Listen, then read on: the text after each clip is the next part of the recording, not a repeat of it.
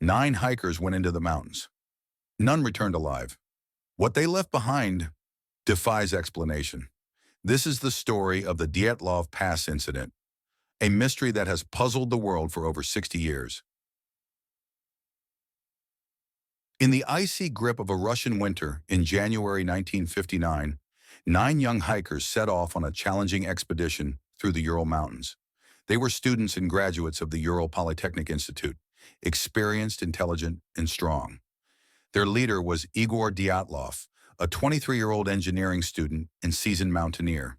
The group included both men and women, all in their 20s. They were aiming to reach Mount O'Torton, deep in the remote wilderness. It was supposed to be tough, but nothing they couldn't handle. They never came back. The group set up their final camp on February 1st, on the slopes of a mountain called Kholat Shakal, which in the language of the local Mansi people means Mountain of the Dead. When they didn't return as planned, a search was launched. What the rescuers found shocked the world. Their tent had been ripped open from the inside.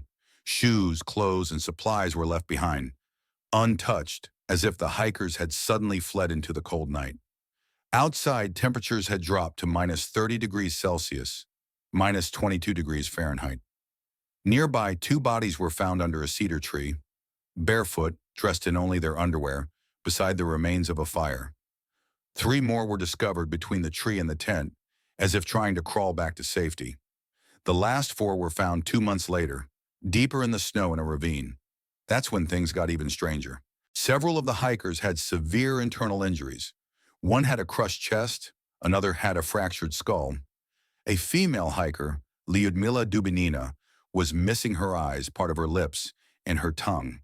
But the most confusing part? There were no external wounds, no bruises, no cuts, nothing that matched the damage inside.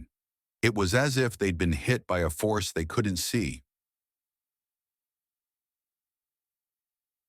The official explanation was simple: death by hypothermia. But for many, that didn't make sense. So what really happened? Some say it was a snow slab avalanche. Sudden, silent, and deadly. But the terrain didn't show signs of an avalanche. The tent was still partially standing. And why would experienced hikers slash their way out instead of calmly exiting? Others suspect military experiments. The area wasn't far from a secret testing range. Some of the clothes contained traces of radiation. Could they have witnessed something they weren't supposed to see? There's the theory of infrasound, low-frequency sound waves caused by wind passing over the mountains.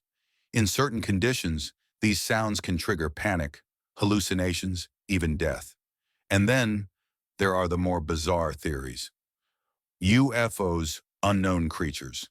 A violent encounter with the Mansi people, though there's no real evidence of that.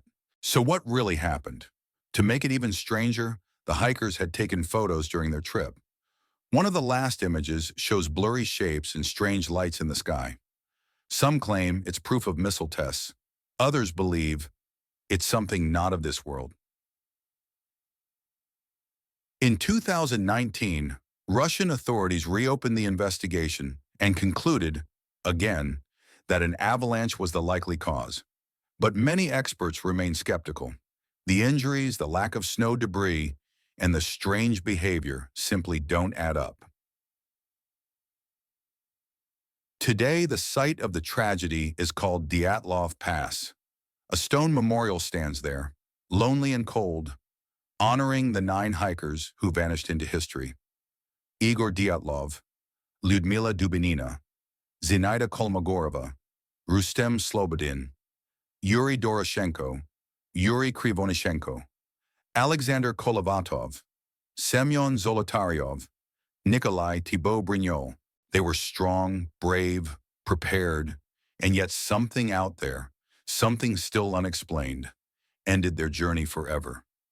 What if it wasn't just the cold? What if they saw something terrifying enough to make them flee barefoot into the dark, never to return? The Dyatlov Pass mystery remains one of the most chilling unsolved cases of the 20th century. What do you think happened on that mountain? Was it a natural disaster, a military cover-up, or something far stranger? Leave your theory in the comments. We read everyone. And if you love true stories and real mysteries, subscribe. There's more coming. Thanks for watching.